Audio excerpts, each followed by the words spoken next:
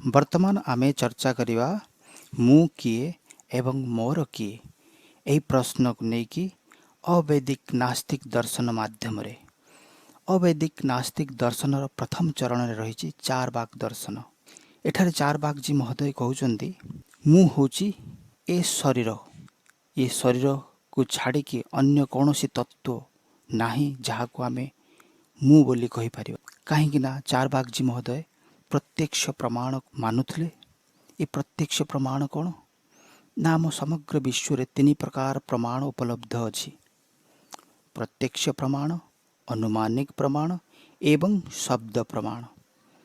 ଏ ପ୍ରତ୍ୟକ୍ଷ ପ୍ରମାଣ ହେଉଛି ଯାହା ଆମେ ସାମ୍ନାରେ ନିଜ ସ୍ୱଚକ୍ଷୁରେ ଦେଖିଥାଏ ଏବଂ ତାପରେ ଦେଖିକି ଆମ ମନ ବୁଦ୍ଧି ଦ୍ୱାରା ସେ ତତ୍ତ୍ୱ ବିଷୟରେ ବା କୌଣସି ବ୍ୟକ୍ତି ବା ବସ୍ତୁ ବିଷୟରେ ଯାହା କିଛି ଆମେ କହିଥାଏ ତାକୁ ଆମେ ପ୍ରତ୍ୟକ୍ଷ ପ୍ରମାଣ ରୂପରେ ନେଇଥାଏ।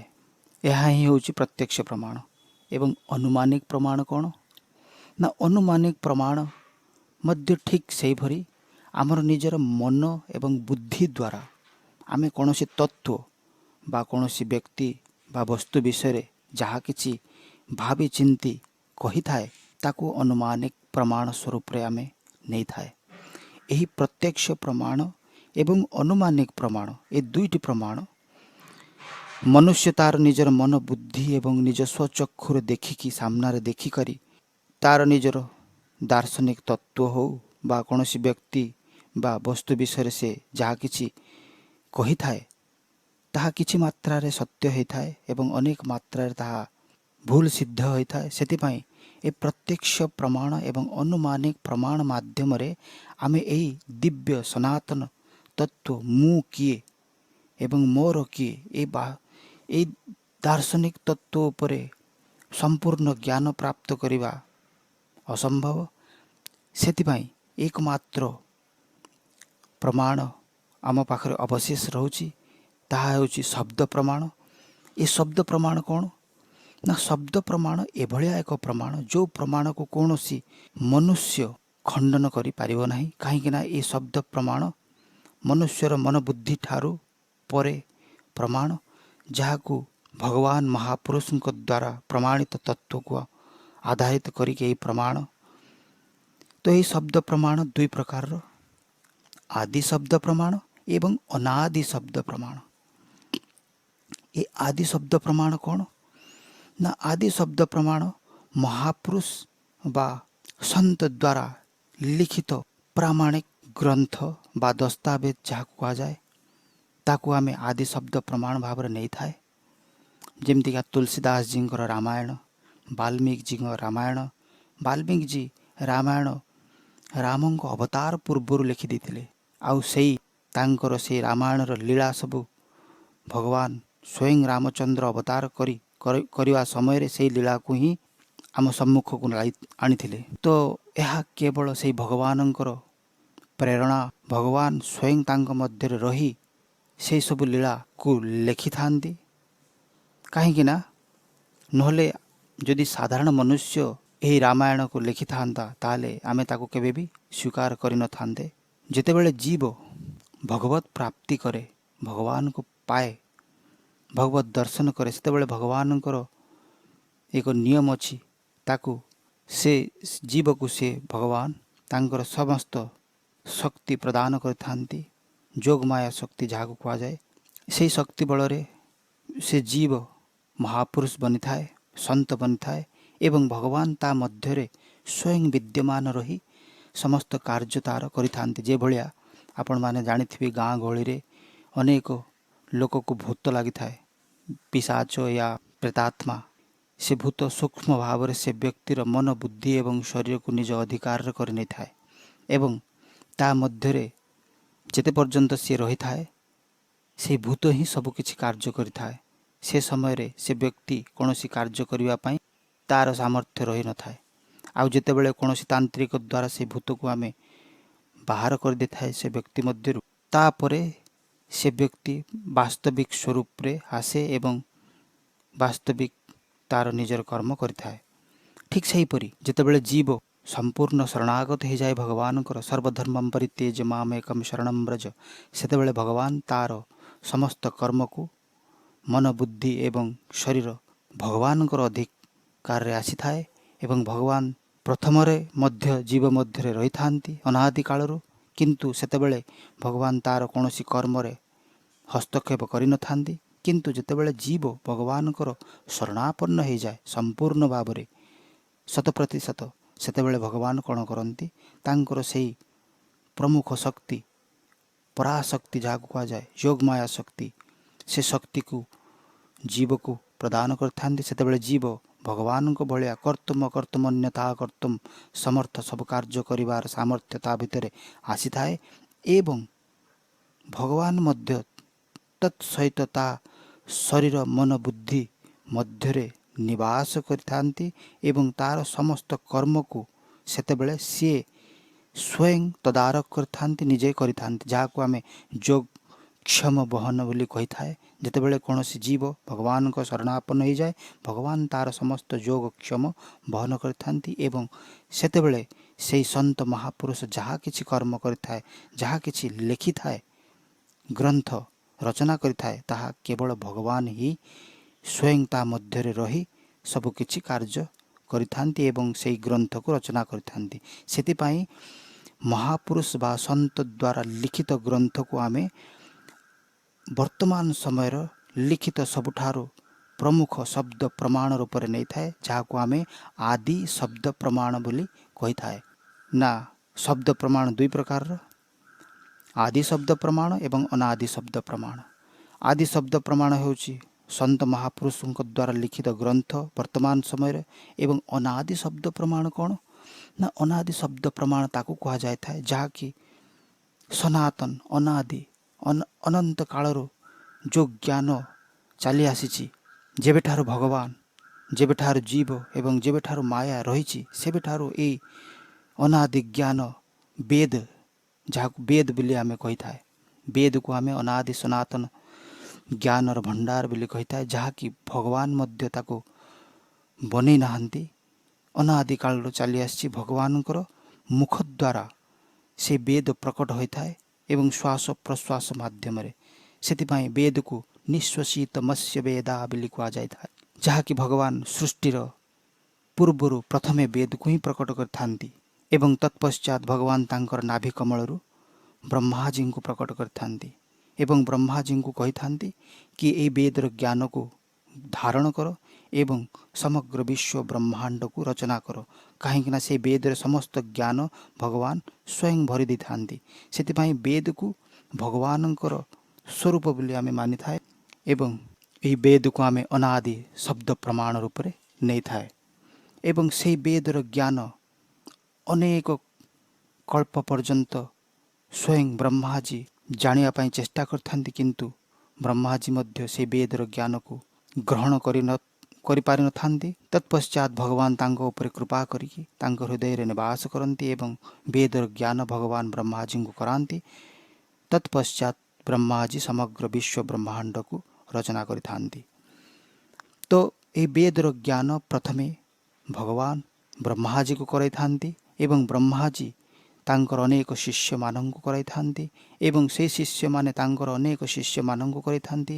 ଏହି ଶିଷ୍ୟ ପରମ୍ପରା ମାଧ୍ୟମରେ ପ୍ରଥମେ ଭଗବାନଙ୍କ ଠାରୁ ବ୍ରହ୍ମାଜୀଙ୍କୁ ଏହି ବେଦର ଜ୍ଞାନ ପ୍ରାପ୍ତ ହୋଇଥାଏ ଏବଂ ବ୍ରହ୍ମାଜୀ ତାଙ୍କ ଶିଷ୍ୟମାନଙ୍କୁ ଶୁଣାଇଥାନ୍ତି, ସେହି ଶିଷ୍ୟମାନେ ତାଙ୍କ ଶିଷ୍ୟମାନଙ୍କୁ ଶୁଣାଇଥାନ୍ତି ଏବଂ ଏଇଭଳିଆ ବେଦର ଜ୍ଞାନ ଭଗବାନ ଠାରୁ ଆମ ପର୍ଯ୍ୟନ୍ତ ଶିଷ୍ୟ ପରମ୍ପରା ମାଧ୍ୟମରେ ଚାଲି ଆସିଥାଏ। ସେଥିପାଇଁ ଏ ବେଦକୁ ଶ୍ରୁତି ପୁରାଣ ବୋଲି କୁହାଯାଇଥାଏ, ଶ୍ରୁତି ଗ୍ରନ୍ଥ ବୋଲି କୁହାଯାଇଥାଏ, କାହିଁକିନା ଏହା ଶୁଣିକରି ଏ ଜ୍ଞାନ ଆଗକୁ ବଢ଼ି ଆସିଛି। କିନ୍ତୁ ଦ୍ୱାପର ଯୁଗର ଅନ୍ତ ପୂର୍ବରୁ ଆଗରୁ ସମସ୍ତେ ଶ୍ରୁତିଧାରୀ ଥିଲେ, ମୁନି ଋଷିମାନେ, ତାଙ୍କର ବୁଦ୍ଧି ଅତି ତୀବ୍ର ଥିଲା, ପ୍ରଖର ଥିଲା, ଯାହା ଶୁଣୁଥିଲେ ସେମାନେ ତାକୁ ଧାରଣ କରିପାରୁଥିଲେ। କିନ୍ତୁ ବର୍ତ୍ତମାନ ଆମ କଳିଯୁଗର ମନୁଷ୍ୟ ଶ୍ରୁତିଧାରୀ ନୁହନ୍ତି, ସେମାନେ କୌଣସି ଜ୍ଞାନକୁ ଧାରଣ କରିବା ତାଙ୍କ ଭିତରେ ସେ ସକ୍ଷମ ବା ସାମର୍ଥ୍ୟ ନଥାଏ। ସେଥିପାଇଁ ବେଦବ୍ୟାସ ଭଗବାନଙ୍କ ଅବତାର ଦ୍ୱାପର ଯୁଗର ଅନ୍ତ ପୂର୍ବରୁ ଏବଂ କଳିଯୁଗର ପ୍ରାରମ୍ଭ ପୂର୍ବରୁ ए वेद एक थिला तो वेद व्यास ए वेद को चारि भाग रे विभाजित करथिले ऋग्वेद यजुर्वेद सामवेद और अथर्ववेद नाम रे ए वेद रे चारोटी उपवेद मध्य रही आयुर्वेद धनुर्वेद गंधर्ववेद बा स्थापत्य वेद ए चारि वेद रो उपवेद एही वेद रे अनेक शाखा रही जहाकू एक एक शाखा को उपनिषद बिली कहा जाय थाए। तो वर्तमान समय रे समग्र विश्व रे 1180 शाखा उपलब्ध अछि जहाँकि मुक्ति को उपनिषद रे उल्लेख करा जाय अछि। से 1180 शाखा को चारि वेद मध्य रे स्थान दिया जाय अछि। ऋग्वेद रे 21टी शाखा उपनिषद रही यजुर्वेद रे 109 शाखा सामवेद रे 1000 शाखा एवं अथर्ववेद रे 50टी शाखा। तो ये 1180 शाखा बा उपनिषद मध्यरु 108टी उपनिषद सबुठारु प्रमुख उपयोगी उपनिषद बोली माना जाय थाए एवं सही 108 उपनिषद मध्यरु 9टी उपनिषद सर्वोपरि उपयोगी बोली मान्यता दिया जायछि। सही 9 उपनिषद कौन ना मुंडक उपनिषद मंडूक्य उपनिषद कठोपनिषद केन उपनिषद ईशावास्य उपनिषद ऐत्तरीय उपनिषद प्रश्न उपनिषद तैत्तरीय उपनिषद एवं श्वेताश्वतर उपनिषद ये 9 उपनिषद सर्वोपरि उपयोगी उपनिषद। किंतु यही वेद रो वाणी को परोक्षवादम वेदयम बोली कहा जाय था जार शब्द एते निगूढ़ एवं एते परोक्ष जार शब्द किछि थाए एवं तार अर्थ अनेक प्रकार रही थाए। सेतिपाई ए वेद रो ज्ञान को बुझिबा आम कलिजुगर मनुष्य पाई बिल्कुल संभव नुहे। सेतिपाई वेद व्यास जहाँकर नाम वेद व्यास पड़ी सी ए वेद प्रथम एक थिला ताकू विभाजन करी चारि भाग रे विभाजन कले आम कलिजुग मनुष्यों पाई कहीं वेद को टिके सरलीकरण करने उद्देश्य रे चारि भाग रे विभाजित करथिले। सेतिपाई तांको नाम मध्य वेद व्यास पड़ी व्यास अर्थ विभाजन करिवा। तो ए वेदर ज्ञान मंत्र एते निगूढ़ ताकू बुझिबा आम कलिजुग मनुष्य पक्षरे संभव नुहे। सेतिपाई वेद व्यास कौन करथिले ना ए वेद को उपनिषद वाणी को मंत्र को ऋचा को पूरा भाष्य बनाई से भाष्य पुराण आकार रे वर्णित करथिले। वेद रो सारांश उपनिषद कहा जाय था एवं उपनिषद को पुराण आकार रे से रचना करथिले लिपिबद्ध करथिले। तो यही पुराण से 18 पुराण रचना करथिले। 18 पुराण से चारि वेद रे जहाँ सब मंत्र रही से मंत्र को पुराण रे से गोप आकार रे बा गीत आकार रे से ताकू लिपिबद्ध कराई अछंती।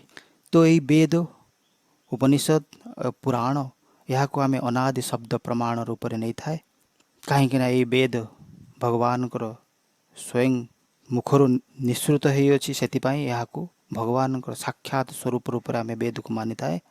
तो 3 प्रकार प्रमाण मु कहली प्रत्यक्ष प्रमाण अनुमानिक प्रमाण एवं शब्द प्रमाण। प्रत्यक्ष प्रमाण एवं अनुमानिक प्रमाण द्वारा यही दिव्य तत्व मु किए एवं मोर किए ए विषय ज्ञान प्राप्त करने असंभव कहीं यह मनुष्य कृत प्रमाण एवं अवशेष जो शब्द प्रमाण रहिला महापुरुषों द्वारा लिखित ग्रंथ एवं अनादि शब्द प्रमाण रूप में वेद को लेकिन आमे आगो को चर्चा करिवा मु किए एवं मोर किए।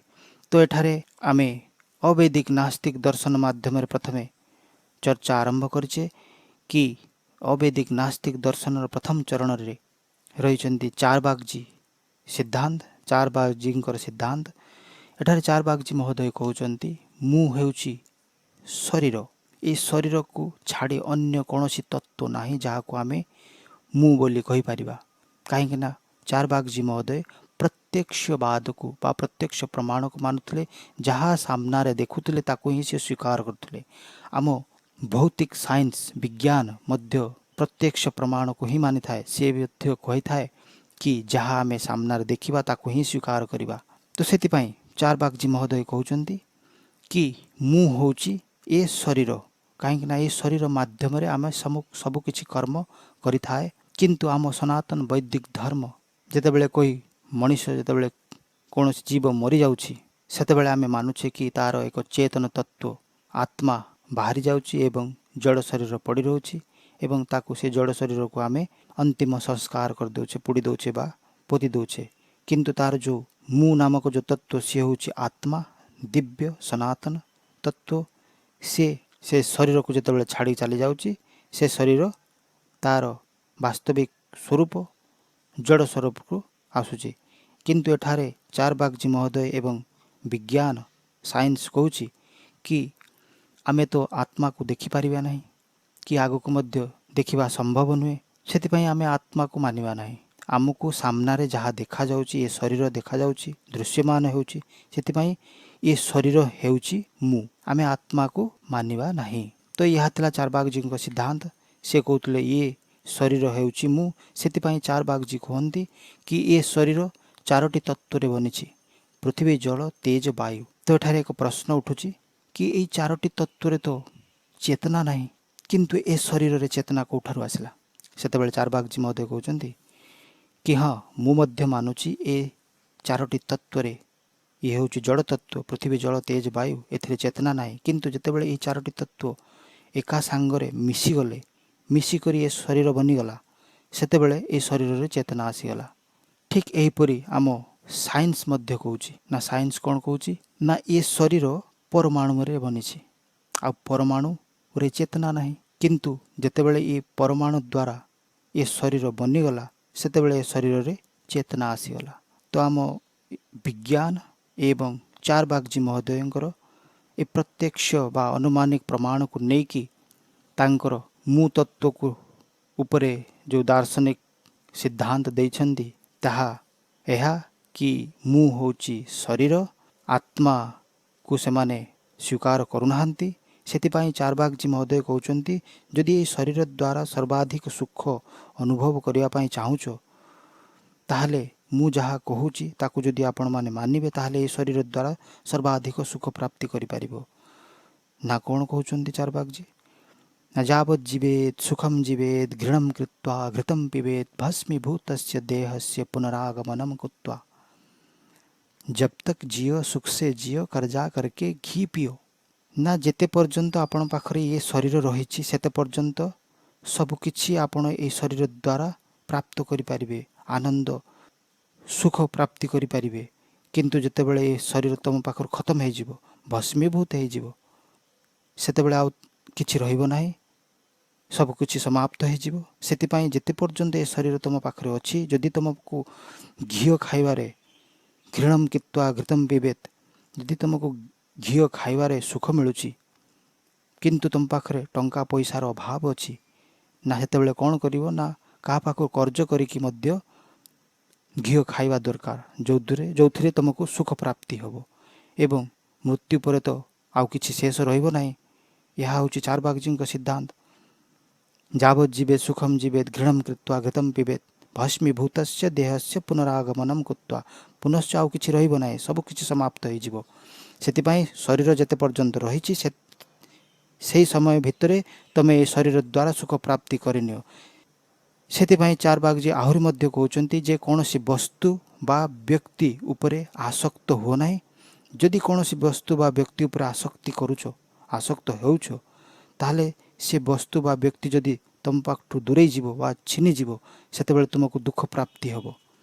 ସେଥିପାଇଁ କୌଣସି ବସ୍ତୁ ବା ବ୍ୟକ୍ତି ଉପରେ ଆସକ୍ତ ହୁଅ ନାହିଁ। ପୁଣି ଚାରବାଗଜୀ କହୁଛନ୍ତି ଏଇ ଯେଉଁ ସନାତନ ବୈଦିକ ଧର୍ମ ଅବଲମ୍ବୀ ଦାର୍ଶନିକମାନେ କହୁଛନ୍ତି କି ଭଲ କର୍ମ କର, ଖରାପ କର୍ମ କର ନାହିଁ, ଇଏ ସ୍ୱର୍ଗ ଅଛି, ନର୍କ ଅଛି, ଇଏ ସବୁ ତାଙ୍କର ଗୋଲ ଗୋପଲେ ବାତେ, ତାଙ୍କ କଥା ଚକ୍କରରେ ବିଲକୁଲ ପଡ଼ ନାହିଁ। କାହିଁକି ନା ସ୍ୱର୍ଗ ନା ଅପବର୍ଗ ନୈବାତ୍ମା ପରଲୌକିକ ମରଣ ଏବା ଅପବର୍ଗ। ଇଏ ସ୍ୱର୍ଗ ନରକ ବୋଲିକି କିଛି ନାହିଁ। ଯେତେବେଳେ ତୁମର ମୃତ୍ୟୁ ହେଇଯିବ, ସେତେବେଳେ ଅପବର୍ଗ ମିଳିଯିବ। ଏ ଅପବର୍ଗ କ'ଣ? ନା ମୋକ୍ଷ ମିଳିଯିବ। ତ ଏହା ଥିଲା ଚାରବାଗଜୀଙ୍କ ସିଦ୍ଧାନ୍ତ।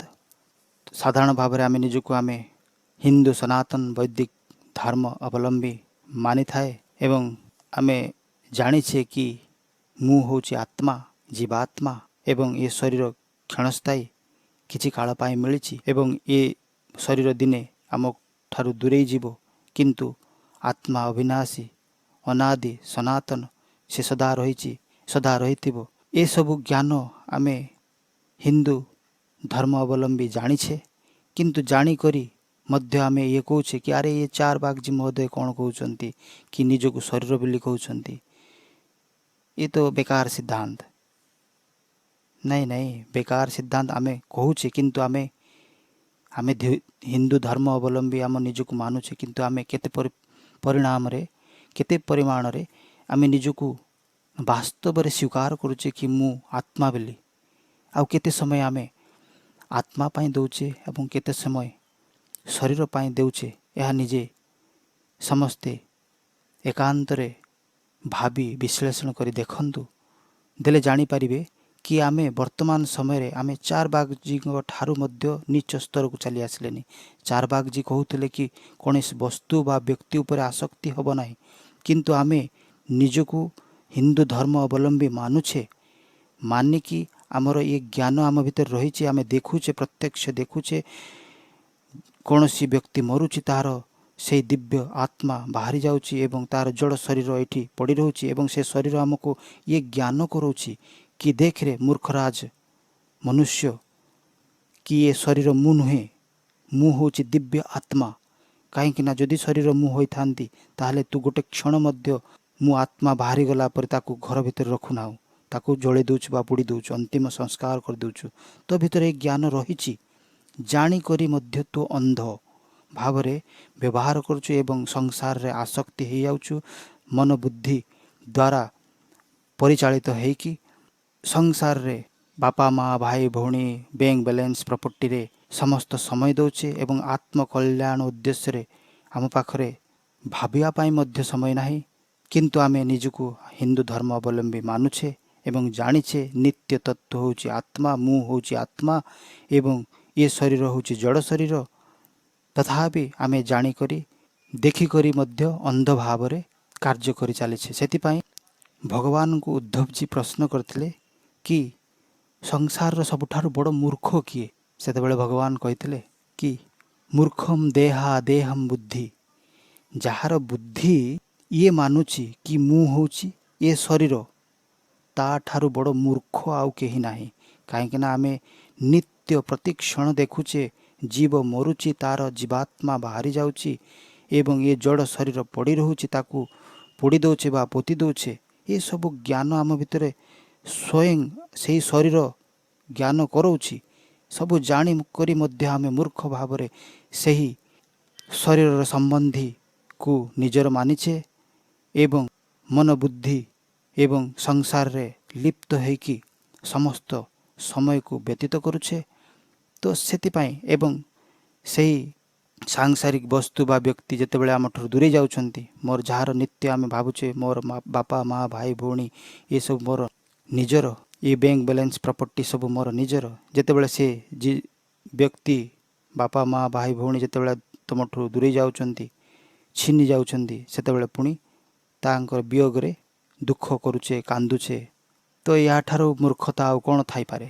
ସବୁ ଜାଣିକରି ମଧ୍ୟ ଆମେ ଅନ୍ଧ ଭାବରେ ବ୍ୟବହାର କରୁଛେ। ସେଥିପାଇଁ ଆମେ ବର୍ତ୍ତମାନ ସମୟରେ ଚାରବାଗଜୀଙ୍କ ଠାରୁ ମଧ୍ୟ ନିଚ ସ୍ତରରେ ରହିଛେ।